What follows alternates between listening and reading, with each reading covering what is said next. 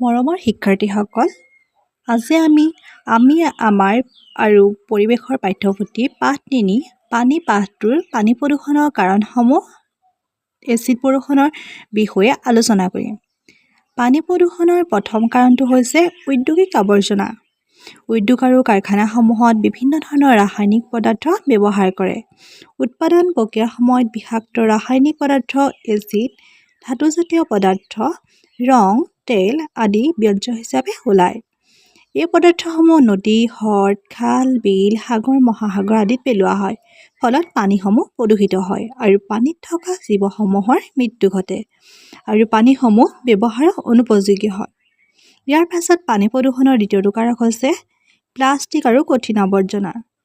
মানুহে দৈনন্দিন জীৱনত ব্যৱহাৰ হোৱা প্লাষ্টিকৰ বটল, পলিথিন, পেকেট আদি নদ-নদী, হ্ৰদ, খাল, বিল, পুখুৰীত পানী পেলালে পানী প্ৰদূষিত হয়। ইয়াৰ পিছত আমি আলোচনা কৰিম এচিড বৰষুণৰ কথা।